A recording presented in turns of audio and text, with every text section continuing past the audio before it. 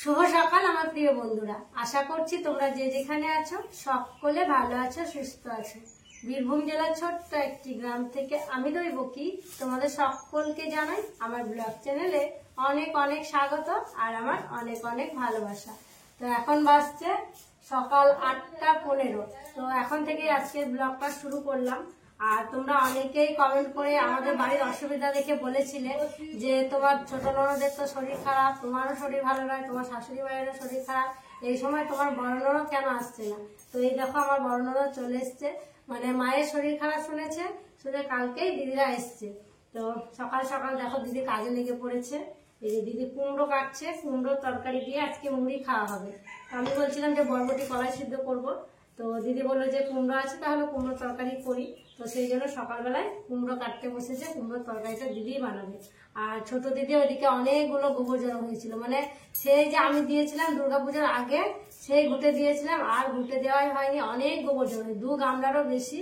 তো রুদ্র বাবা গোবরগুলো ঢেলে দিল, পায়ে করে মেখে দিল, তারপরে দিদি আস্তে আস্তে গোবরের ঘুটেগুলো দিচ্ছে। তো যাই হোক, চলো সারাদিন কি করছি না করছি সবটাই তোমাদের সাথে শেয়ার করব, তোমরা ফুল ভিডিওটা দেখতে থাকো। আর এই কুমড়োটা সেই কুমড়োটা গো, সেই গোল একটা মানে লম্বা মাথা একটা রুদ্র কুমড়ো নিয়ে এসেছিল, সেই দিনকে আমি রান্না করেছিলাম। কালকে একটুখানি সিদ্ধ করা হয়েছিল, আর আজকে যে অতটা আর কি ছিল, এই যে এতটা কেটেছে আর এটুকু আছে, তো সবটুকু দিয়ে আজকে মুড়ি। আজকে রান্না বান্নার দায়িত্ব পড়েছে বড় ননদের ঘাড়ে। তো বড় ননদ দেখো সকাল থেকে আজকে রান্না বান্না তোড়জোড় শুরু করে দিয়েছে। সকালবেলায় তো মুড়ি খাবার তরকারি করে ফেলেছে কুমড়ো আলুর, আর এখন হচ্ছে মৌল পাচ্ছে। মৌল না কি গো দিদি, তোমরা কি বলো শহরে? নেনুয়া। তো জানি না এটাকে কি বলে, নেনুয়া বলে দিদি বলছে দিদিদের ব্যান্ডেলে। আর আমাদের এখানে দিদি কি বলে গো ছোট দিদি? মৌল বলে। তো দিদি এখন ওটাকে পাড়ার চেষ্টা করছে। বুড়ো হবে না? হ্যাঁ, কচি হবে। এবার বুড়োটা চচ্চড়ি খেতে ভালো হবে, ডাটা টাটা থাকলে পরে, কিন্তু ডাটাই তো নেই গো। ওই বড়টাকে পারো, বুড়ি যাবে। পাড়াই মুশকিল, আর পারতে গিয়ে যে লতা পাতা ছিঁড়ে যায়, তার জন্যই তো মুশকিল হয়। আকসি লাগানো আছে, আকসি লাগানো নেই কিতে? হবে হবে হবে, টানো টানো। মরলোর ওই ডাটাটাতে ধরতে হবে, দিয়ে একদম পাক মারতে হবে, তাহলে ছিঁড়ে যাবে। দেখো অনেকগুলো ফুল হয়েছে, আবারও অনেকগুলো ধরবে, কিন্তু এই যে পাড়ার অসুবিধা, এত উঁচুতে হয়, পারতে পারতে মানে লতা পাতা ছিঁড়ে যায়। চলো দেখি দিদি পারছে নাকি। তোমাদেরকে তো বলেছিলাম যে রবিবারের দিন মায়ের হাটের ইকো হবে, তো আজকে মাকে ইকো করাতে নিয়ে যাবে।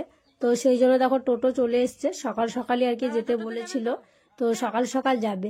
আর এই যে দাঁড়িয়ে আছে দেখছো ভাসুর, মানে ওই পিসি শাশুড়ির ছেলে, যাদের বাড়ি কিছুদিন আগে আমরা গিয়েছিলাম, ওই দাদা এসছে। মানে দাদা খবরটা শুনে এসছে জানো তো, কারণ মা না বসে থাকতে পারছে না, নিজে নিজে পা ফেলতে পারছে না, তো সেই জন্য মানে দাদাকে বলা হলো, আর দাদা শোনা মাত্রই চলে এসছে। তো দাদা যাবে, রুদ্র বাবা যাবে, বড় জামাইবাবু যাবে, ছোট দিদি যাবে, বৃষ্টি যাবে, তো সবাই মিলে মাকে নিয়ে যাবে। আর এত কজন না গেলে হবেও না জানো তো, সবাই মিলে ধরে মাকে তুলে আর কি নিয়ে যেতে হবে। তো দেখো এখন যাচ্ছে। তো বড় দিদি থাকবে বাড়িতে, বড় দিদি বাড়িতে থাকবে, বড় দিদি রান্না বান্না করবে। তো এদিকে সবাই চলে এসেছিল, শুধু বৃষ্টি আসেনি। তো এখন দেখো বৃষ্টি এলো, মানে বৃষ্টি যেত না আর কি জানো তো, মা বলছে যে বৃষ্টিকে যাওয়ার জন্য, তো সেই জন্য বৃষ্টি বলে জেঠুমা যখন বলছে তখন যাব, তো সেই জন্য বৃষ্টিও যাচ্ছি। দিদি মৌল পারলো, তারপরে দেখো হাঁড়ি কড়াই এদিকে মাটি রেখছে, আর তার আগে খাওয়া দাওয়া করে নিয়েছে। মানে রুদ্রকে 2 ভাগ্নিকে বাবাকে খেতে দিয়েছিল, খাওয়া দাওয়া করলো, দিয়ে বাসনগুলো ধুয়ে নিয়ে আসলো, দিয়ে হাঁড়ি কড়াইয়ে মাটি লেপছে। আর এই যে আজকেও দেখো ঘুটে মেলা হয়েছে। তো আজকে এই ঘুটেগুলো ওই যে বললাম না এক কাকিমা আর কি দেয়, ওদেরকে বলেছিলাম আমাদের দেওয়ালে ওই কাকিমারা দিয়েছে, তো তাদেরই ঘুটে আর কি মেলে দেওয়া হয়েছে। আর এদিকে আমাকে দেখো, দাঁড়াও দেখাচ্ছি। আহা ডানাতে আমি ফোন ধরতে পারছি না। এদিকে আমাকে দেখো, আমি এইমাত্র স্নান করে এলাম, মাথায় একদম পাকড়ি জড়ানো আছে, আর নাইটিটা এখন উল্টো করে পড়েছি। তো নাইটিটা এখন সোজা করে পড়তে হবে, তখন তাড়াহুড়ো করে উল্টো করে পরে চলে এসেছি। তো চলো আমি চুলটা খুলি, সিঁদুর পরি, চুল আঁচড়াই, বাম হাতে করে আঁচড়ে নেব, আর দিয়ে হচ্ছে পুজোটা করব, পুজো করে তারপরে হচ্ছে আমি মুড়ি খাবো। আর দিদি এখন সবজিপাতিগুলো কেটে নেবে। পুজো করা হলো, পুজো করার পর দেখো মুড়ি বেড়ে নিয়েছি। দিদি তো সকালবেলায় কুমড়োর তরকারি করেছিল, আর সাথে আছে শসা, একটা মিষ্টি নিয়েছি আর একটু পেঁয়াজ নিয়েছি। আর কি বলতো, বাড়িতে আজকে সবার খাওয়া দাওয়া হয়ে গেছে, শুধু আমিই খেতে বাকি আছি, কারণ সকালবেলায় তো আমি একবার মুড়ি খেয়েছিলাম। আর আগে কিন্তু আমি সকালে খেতাম না, ওই 10টার সময়তে আর কি জলখাবারের বেলাতে মুড়িটা খেতাম। তো সকালে ওষুধ আছে বলে সকালে একবার মুড়ি খেয়েছি, তারপরে স্নান টান করে পুজো করলাম। তো যাই হোক, আমি এখন মুড়ি খাবো। আর এদিকে দেখো দিদি সবজি পাতিগুলো কাটছে। মানে একবার তো কাটছিল, তোমরা দেখলে, তখন মুড়ি খাওয়ার জন্য কুমড়োটা কাটছিল। তখন তো সব কিছু আর কি জোগাড় যন্ত্র করা হয়নি যে ভাতে কি রান্না বান্না হবে। তো এখন দিদি হচ্ছে সবজিপাতি কাটতে বসেছে। আর ওই যে নেনুয়া মৌল যেটাই বলো আর কি, সেটা পাটছিল। তো 3টে ছিল, একটা তো খুবই মানে বুড়ো হয়ে গেছে অনেক দিনের আর কি। তো সেটা খুব শক্ত, সেটা তো নেওয়াই হলো না। একটা আবার খুবই জালি ছিল, একটা মানে খাওয়ার মতো ঠিকঠাক ছিল। তো বড়টা তো নেওয়াই হলো না, আর কচি দুটো নিল। আর সেইগুলো দিয়ে মৌলগুলো দিয়ে কচু দিয়ে তারপরে দিদি পুঁই শাক আমাদের কেটে নিয়ে এলো, পাতা পাতা দেখে নিয়ে এলো, ডাটা নিয়ে আসেনি। তো একটু একটু আর কি ডাটা নিয়েছে। তো পুঁই শাক দিয়ে ডাল দিয়ে একটা আর কি ঘন্ট করা হবে সব কিছু দিয়ে, পেঁপে কাটছে পেঁপে দিয়ে। তো ওই ঘন্টটা হবে। আর মাছ আছে, তো মাছের আর একটা তরকারি করা হবে। আর এদিকে আলু কেটেছে আর একটা তরকারি করা হবে। তো দিদিকে আমি বললাম যে মুড়ি খেয়ে নিই, দিয়ে আমি আর কি কেটে দেবো আস্তে আস্তে। তো দিদি বললো না, তোকে কাটতে হবে না, আমি কেটে নিই, তারপরে তখন উনুন ধরাবো। আমি দিদিকে বলছিলাম, দিদি সবজি কাটছিল, যে উনুনে যদি না করো তুমি গ্যাসে রান্না করো। তো দিদি বললো না, অনেক কজন আছে তো উনুনেই করব। তো যাই হোক, সব কিছু সবজি পাতি দেখো দিদি কেটে নিয়েছে, তারপরে এদিকে কিন্তু উনুনও ধরিয়ে দিয়েছে আর রান্না বান্না করতে শুরু করে দিয়েছে। আর ওদিকে আমি মুড়ি খাওয়ার পর কি আর করবো, ঘরে একা একা বসে দিদির কাছে এলাম, দিদির কাছে বসে আছি। আর মানে বুঝতেই পারছো, মানে দিদি তো এখানে রান্না বান্না করে না, মানে কোথায় কি আছে না আছে, কোন কৌটোতে কি আছে বুঝতে পারবে না। তো বারে বারে আর কি জিজ্ঞাসা করছে, তো আমি ভাবলাম তাহলে দিদির কাছেই গিয়ে বসি, তাই দিদির কাছে বসে আছি। আর হ্যাঁ, দিদি আজকে রান্না করছে, ওই যে মাছের ঝাল করা হচ্ছে। আর ওই যে বললাম না, সব রকম সবজি দিয়ে ডাল দিয়ে পুঁই শাক দিয়ে একটা তরকারি। আর কি রান্না হবে জানো তো, মানে তোমরা তো জানো দিদিদের রেস্টুরেন্ট আছে, তো দিদিরা ওখানে কিন্তু ঘুগনি করে, তারপরে আলুর দম করে, অর্ডারে যেমন আসে তেমন কিন্তু করে। তো সেই জন্য খাসির মাংস, খাসির চর্বি, এগুলো দিয়েও কিন্তু অনেক কিছু তৈরি করে। তো দিদিদের বাড়িতে জানো তো ওইগুলো কেনা ছিল। আর দিদিদের তো আসার কথা ছিল না, হঠাৎ করেই দিদিরা এসছে। আর দিদিদের বাড়িতে কিন্তু দিদি ছোট যারাও নেই, তো সেই জন্য দিদি ওইগুলো আর কি নিয়ে এসছে। তো অল্প একটু ছিল, তো সেগুলো নিয়ে এসছে, ওখানে ভাজা করে আর কি নিয়ে এসছে, দিয়ে ওটাই রান্নাবান্না করা হবে। তোমরা হয়তো অনেকেই কমেন্ট করে বলতে পারো তোমাদের বাড়ির পরিস্থিতি এইরকম আর তোমরা এইসব খাচ্ছ। তো মাকে দেওয়া হবে না, কারণ মায়ের শরীরটা ভালো নয়, তবে বাকিরা সবাই খাবে। আর কি বলো তো, ওইটা তো টাকা দিয়ে কিনতে হয়েছে, ওটা কি নষ্ট করা যাবে? আর ফ্রিজে যে রেখে আসবে, কবে যাবে না যাবে তার কোনো ঠিক নেই, সেই জন্য আর কি দিদি নিয়ে এসেছিল। তো সেটা রান্না করা হবে। দিদি রান্না বান্না হয়ে গিয়েছে, আর বাড়িতে তো তেমন কেউ নেই।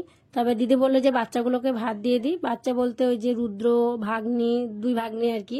তো ওদেরকে আর কি এখন খেতে দিচ্ছে। আর এই যে দেখো বললাম না, পুঁই শাক দিয়ে সবজি দিয়ে একটা তরকারি করা হবে। তো এই যে দেখো তরকারিটা করা হয়েছে। আর এখানে ওই যে খাসির মাংস ছিল, কিছু চর্বি ছিল, তো ওগুলো দিয়ে একটা তরকারি করা হয়েছে, বেশ একটু তেল মশলা দিয়ে ভালো করে আর কি রান্না করা হয়েছে। আর এই যে মাছের ঝাল করা হয়েছে। তো এই হচ্ছে আজকে রান্না বান্না। তো দিদি এখন ওদের 3জনের জন্য ভাত বাড়ছে। আর এখন তো ওরা আর কি ডাক্তার দেখিয়ে আসেনি, ওই যে গেছিলো ডাক্তারের ওখানে, এখনো পর্যন্ত আসেনি। তো আমরা এখন খাওয়া দাওয়া করবো না, মারা এলে তখন আমরা একসাথে সবাই খাওয়া দাওয়া করে নেব। এখন ওই দুপুর 2:30 মতো বাজে। আর কিছুক্ষণ আগে মাকে কিন্তু ইকো করিয়ে নিয়ে আসা হলো। আর রুদ্র বাবারা সবাই স্নান করতে গেল, বললাম বেলা হয়ে গেছে খাওয়া দাওয়া করবে, তো ওরা স্নান করতে গেল। আর মাকে একটু গা মুছিয়ে দেওয়া হলো, নাইটিটা ছাড়িয়ে দেওয়া হলো, তারপরে দেখো দিদি ভাত মেখে মাকে খাইয়ে দিচ্ছে। আর মায়ের কি অসুবিধা হচ্ছে জানো তো এখন, মানে বাম হাতটা, বাম পাটা মানে অবশ অবশ, মানে তুলতে বললে না, চেষ্টা করলেও কিন্তু মা তুলতে পারছে না। তো এটাই মায়ের অসুবিধা হচ্ছে। তো এদিকে দিদি মাকে ভাত খাওয়াচ্ছিল, তারপরে মাকে খাওয়ানোর পর সবার জন্য খাওয়া দাওয়ার মানে ব্যবস্থা করছিল, ভাত বাড়ছিল। এইদিকে ঘটে গেছে আর এক অঘটন। এই যে দেখছো দেওর চেয়ারে বসে আছে, মানে দেওর গেছিল স্নান করতে গিয়ে মানে অনেক বড় একটা দুর্ঘটনা ঘটে গিয়েছে, মাথায় খুব চোট পেয়েছে। মানে কি যে হচ্ছে একের পর এক কিছুই বুঝতে পারছি না। তো ওর খুব ব্যথা করছে, বসে আছে। তো আমরা সবাই দেখলাম, তো ওকে বললাম খাওয়া দাওয়া করে নাও তাড়াতাড়ি, তারপরে ডাক্তারখানা নিয়ে যাওয়া হবে। তো মানে অত বড় ছেলে দেখো কান্নাকাটি করছে, তার মানে বুঝতেই পারছো মাথায় কতটা মানে আঘাত লেগেছে। তো যাই হোক, আমি ওকে বারবার ডাকছি যে চলো খাওয়া দাওয়া করে নাও, তারপরে তখন যাবে।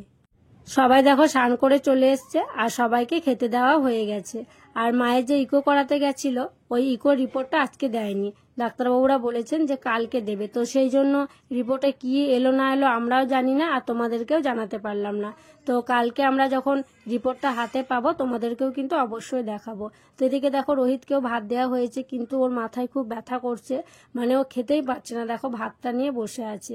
তো যাই হোক এদের সবার খাওয়া হবে, তারপরে তখন আমরাও খাওয়া দাওয়া করে অনেকক্ষণ হলো খাওয়া দাওয়া করেছি। তো খাওয়া দাওয়া করার পর ওই অনেকক্ষণ ধরে রাস্তাতে ছিলাম জানো তো, মানে রাস্তায় পাড়ার সমস্ত মানুষ এসেছিল, সবাই এসেছিল, দাঁড়িয়েছিল। আর আসার কারণটা হচ্ছে ওই যে দেওরের মাথায় লেগেছে, তো দেওরকে হসপিটালে নিয়ে যাওয়া হচ্ছিল, তো সেই জন্য সবাই এসেছিল। তো ওকে নিয়ে গেছে, ওই যে আমাদের পিসির ছেলে ভাসুরটা ছিল, ওই দাদা গেছে আর রুদ্র বাবা গেছে দেওরকে নিয়ে। তো হসপিটালে এখন নিয়ে যাওয়া হয়েছে। আর তারপরে ওখানে অনেকক্ষণ ছিলাম, রুদ্র খেলাধুলো করছিল, তো ওকে বলছিলাম চলো ঘুম পাড়াবো, কিছুতে আসছিল না। তো অনেকটা সময় পর যখন 4টে পার হয়ে গিয়েছে, তো তখন ওকে বললাম চলো একটু ঘুমিয়ে নেবে।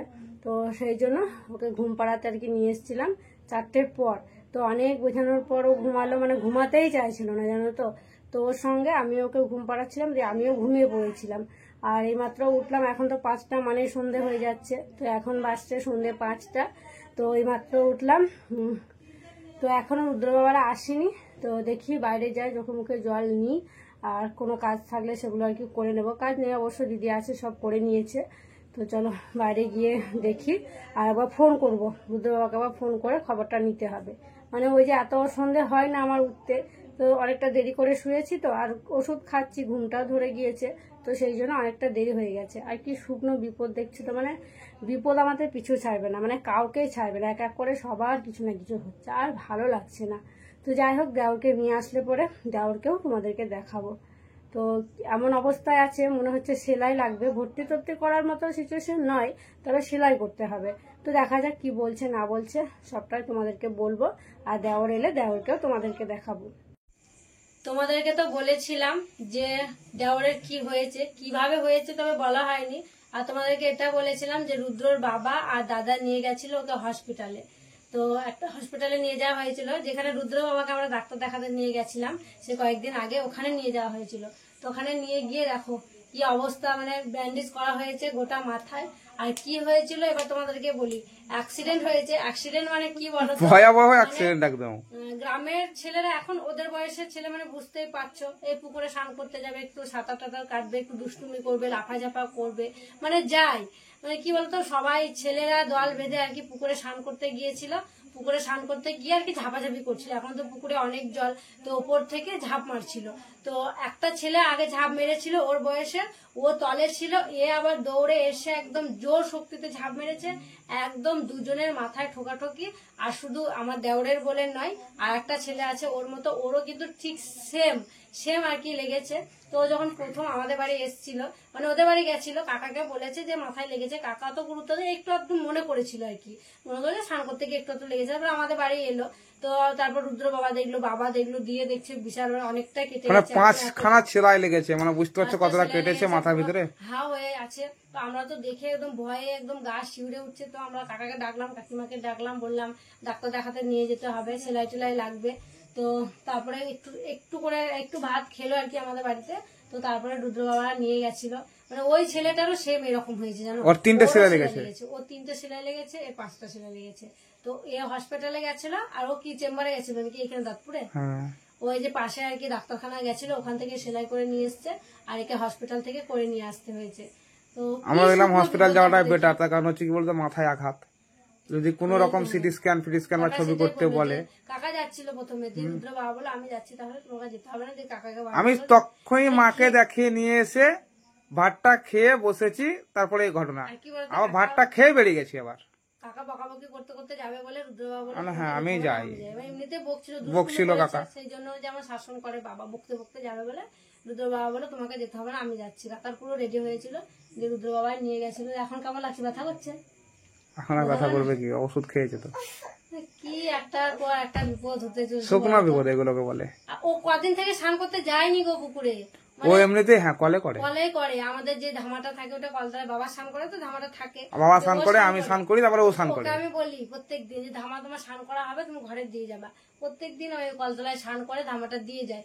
আজকে সবাইকে বলছে ফোন করে করে ডেকে, সব ছেলেরা এক জায়গায় হয়ে গেছিল পুকুরে স্নান করতে। মানে কি বলো না, বিপদ থাকলে আর কি বিপদটা ঘটবে। মাকে টোটো থেকে নামালো, হুম, নামিয়ে একটুখানি দাঁড়িয়ে তা করতে করতে ওরকম আমি দেখতে পাচ্ছিলাম না যে হঠাৎ চলে গেছে কখনো চান করতে। তো যাই হোক, বিপদ থাকলে আর কি যেটা হয়, বিপদ যদি তোমার থাকে, তোমার কোনো রকম করে আটকা যাবে না, কারণে ঘটবে। ও যায় না পুকুরে, আগে খুব সাঁতার কাটতো আমাদের আমতলার পুকুরে। মানে গোটা মাথায় এখন ব্যান্ডেজ, কি এই অবস্থা, জায়গাটা একদম তালুর জায়গাটা, 5টা সেলাই আছে। সেই জন্য আমরা বেশি ভয় করছিলাম, একদম তালুর এখানটাই মানে কেটে গেছে, রক্ত পড়ছিল। রুদ্রবাবু তো তাড়াতাড়ি করে আমার যে ওষুধটা আর কি দিয়েছিল গরম জলে দিতে, ওই ওষুধটা লাগিয়ে দিয়েছিল। দিয়ে তো মানে ব্যথার চোটে ভাত খেতেই পারলো না, একটুখানি ভাত খেলো, খেয়ে আবার তড়ি ঘড়ি নিয়ে গেছিল। তো আস্তে আস্তে সন্ধ্যা হয়ে গেছে, তো এখন অনেকটাই রাত হয়ে গেছে আর কি। যাই হোক, ওষুধ দিয়েছে, ওষুধগুলো সময় মতো খাবা। হ্যাঁ, ওষুধ খাবে। আমার আর ওষুধ আমি ওর বাবাকে সবকিছু বুঝিয়ে দিয়েলাম যে এই ওষুধটা তখন লাগবে। বললো মঙ্গলবার ড্রেসিং হবে, হ্যাঁ মঙ্গলবার আর একবার ড্রেসিং হবে, তারপরে তখন ওরা ওষুধ দেবে, আবার মলম দেবে একটা। এখন মলম দেয়নি, তখন খুলে দেবে, তখন ব্যান্ডেজটা খুলে দেবে। তো যাই হোক, বাড়ির পরিস্থিতি তো একদম ভালো না, একের পর এক বিপত্তি মানে ঘটেই চলেছে। আর তোমাদেরকে বলতে না কেমন লাগছে, তোমাদেরকে এবার কত বলবো, তোমরাও বকাবকি করছো, এই হচ্ছে তাই হচ্ছে, এটা করো সেটা করো।